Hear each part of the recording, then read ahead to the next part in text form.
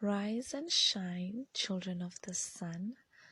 My name is Alkibulani Muhumi, and I welcome you all to another episode of Becoming Core Conscious. If it's your first time, I welcome you with so much love.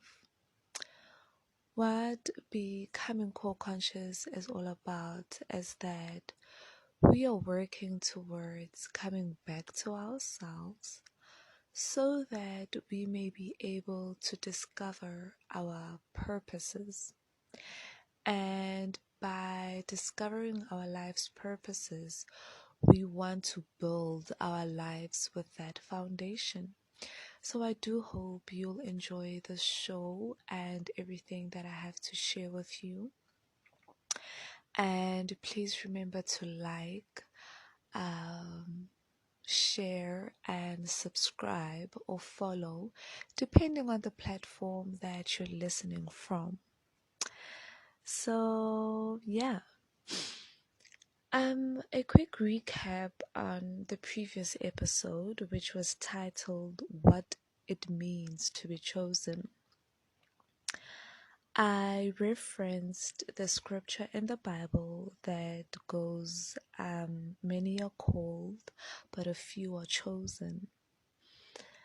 And so I explained that we all have a purpose in this lifetime. No one that was ever created was created without a purpose. The same as any invention, anything that was ever invented, nothing was invented without a purpose. Take for example a car, a supercar. I know that there are people who collect cars as a hobby or whatever, and so they park the car in the garage, maybe polish it every now and then. I don't know what car collectors really do, but I do know it is not for driving the car all the time. Whereas the purpose of a car is to take you from point A to point B. So obviously when the car is parked in the garage, it's not living out its full potential. Here's this car from 19, I don't know, or 1600s or whatever. Maybe it's got a powerful engine of that time, from that time. And, it's got all these specs that are wonderful, and it is redeemed a classic car. But it's just chilling in the garage, wasting away, really. And that's how many people live their lives. They are packed with so much power within them. They are packed with specifics that are unique to them, that could be life-changing, that could alter the way the world lives, But they just parked in the garage, all looking all pretty, getting a polish every now and then. So that's why it is said that the cemeteries are the wealthiest places, because they're filled with people who have so much potential inside of them, potential that could change the world, potential that is meant to change the world. So with that, I did acknowledge that, purpose isn't an easy thing to pursue. But one thing we must know is that we are warriors. And so, as warriors, it is our responsibility to fight through all the challenges that we could ever face, so that um, we may live out our life's purpose and do everything that we were destined to do in this lifetime. So, today's episode is titled Follow the Call of Your Heart. Your heart space is like your internal compass. Your heart space is the part of you that connects you to other people. It is the part of you that connects you to God. So it is important to keep that part of you clean and pure so that you may be able to tune in with yourself above everything else. So in my third episode, I mentioned that prior to us coming into this earth, our purposes were imprinted within our core, within our souls, our spirits. And so, us coming into this earth, we come already knowing innately everything it is that we are assigned to do in our current lifetimes. We come here already possessing all our gifts, all our talents. We come here possessing the knowledge and the wisdom that we could ever need. And that's why when you try something new, something that you've never done before, maybe practicing a new skill, you instantly feel within you whether this new thing that you're trying is for you or not. That's only if you allow yourself to be sensitive enough to your own spirit. You can easily tell whether something is for you or not. You can easily tell whether it's like when you meet someone new, you can easily tell whether your spirit vibes with this person or not. That's because your compass, your internal compass, is leading you to do that. Unless, you're in survival mode. I mean, survival mode, when you're in survival mode, you have the mentality of you gotta do what you gotta do to make ends meet. And so that's maybe in relation to relationships, going into relationships with survival mode, maybe going into a specific career with survival mode. You aren't given the opportunity to actually suss out your spirit. Because survival mode doesn't allow you to thrive entirely. It doesn't make room for your heart's desires. It doesn't make room for your talents, your gifts. It doesn't make room for you to be your true self. Your true self, where you will be able to live from your heart or build from your heart. Allowing yourself to build from your heart will grant you access to treasures that go beyond your imagination. And by treasures, I don't only mean money. I mean money, yes, that comes with peace, joy that comes with eternal wisdom.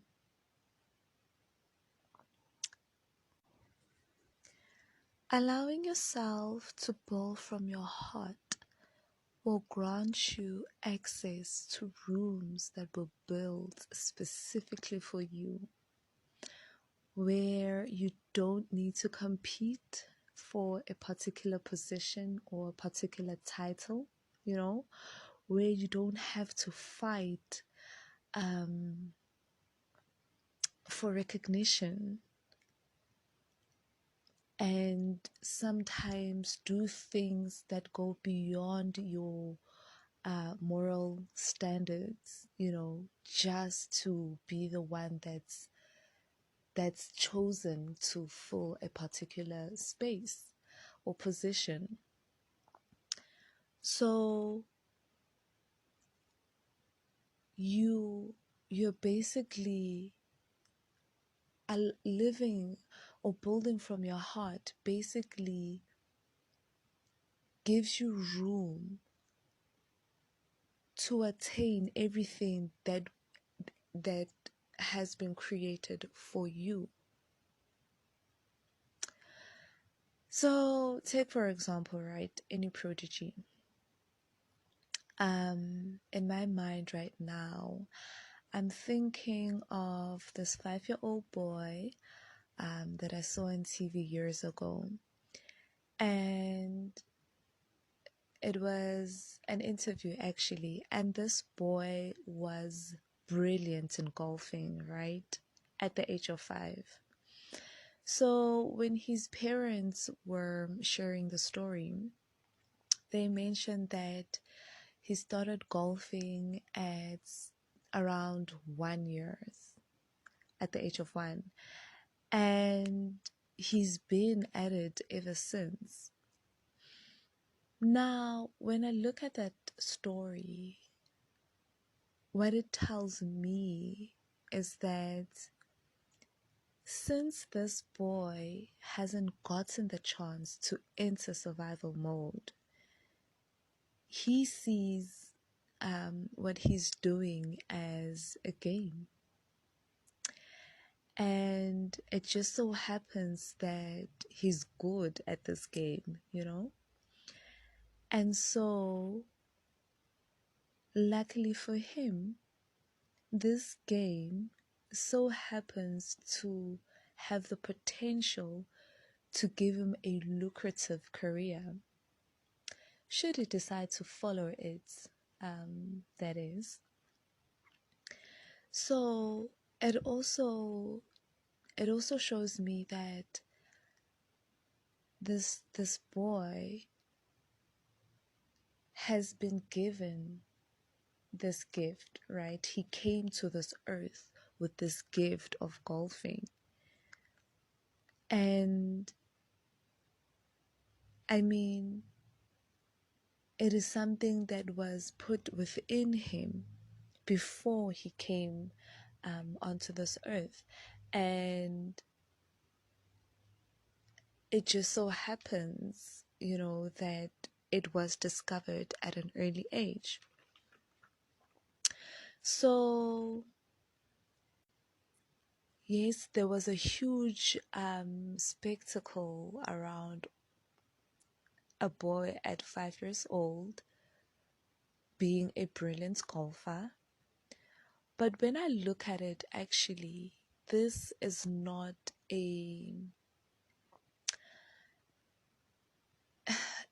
I don't want to say it's not a big deal, because it is. But like, this is not a supernatural thing that happens once in a blue moon, This is merely a result of someone's talent being discovered at an early age. And so there's nothing supernatural about it. It's not to say that other people don't have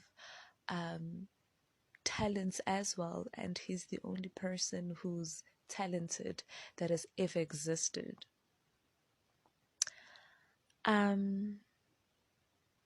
The same thing can be true to us. The same thing is true to us. We are also talented, we are also gifted. It's just that in his case, the gifts and talents were discovered at an early age. And so his parents helped him sharpen the skill and um, until he got to where he was at the age of 5. And, you know, most likely in his growing up, they will continue to sharpen that skill and make him more, um, like make him better at the talent that he's got. So it got me thinking, right? Imagine a generation that grows up already practicing their talents and their gifts from an early age. Imagine a generation that grows up that when going to school, instead of going into the normal school systems, they go into institutions that help them align towards their career paths, towards their talents, from an early age. And so, like, would that not breed a generation that is less confused about themselves, about who they are, why they are? Would that not breed a generation that is more focused on the right things as opposed to drugs and sex and alcohol, things that deteriorate the soul?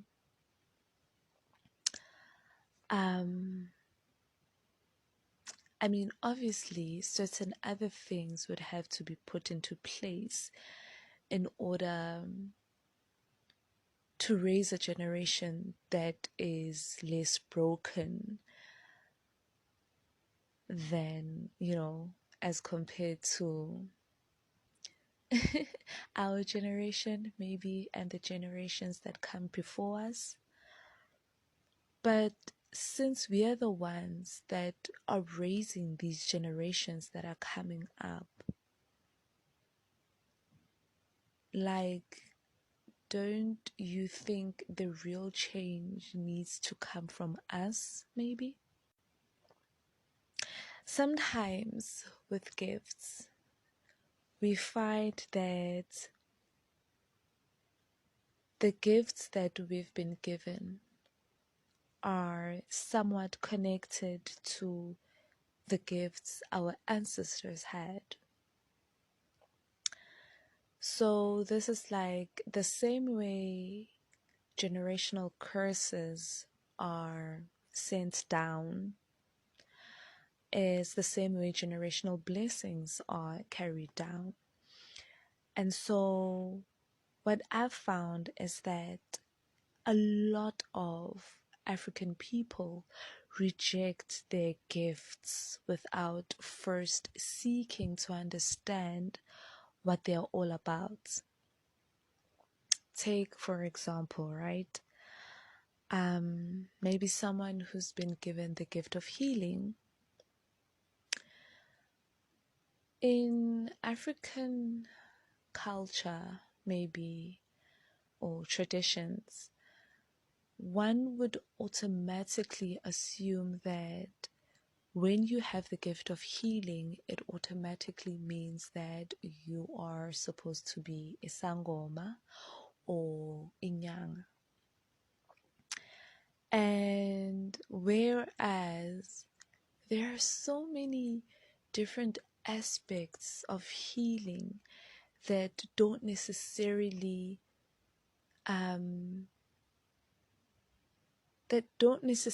need one to be a sangoma. I mean, you're able to heal people through other mediums like music, you know, um, like dance, like um, sometimes people are healed by just releasing their burdens and talking.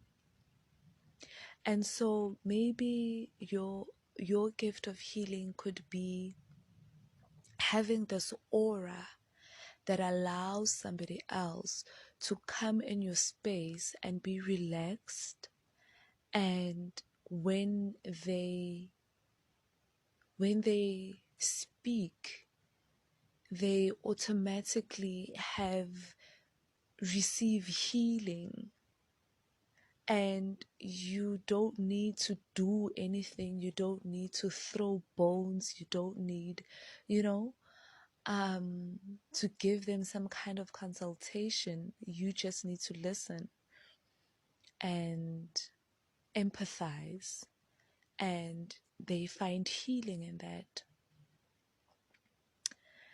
And if maybe you could translate that in modern times,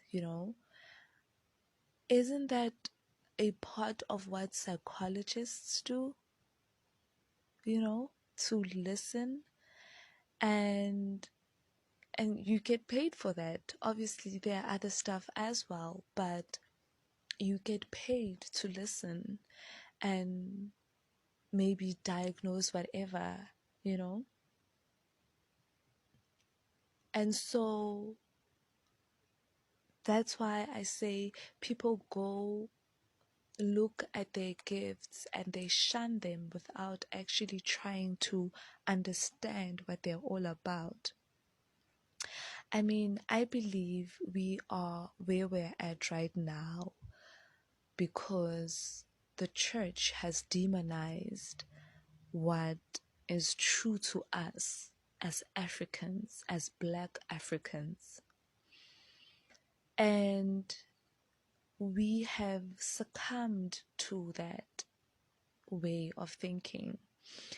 And I believe that by succumbing to those thoughts, to that thought, to those patterns, right, we instantly lost our true power.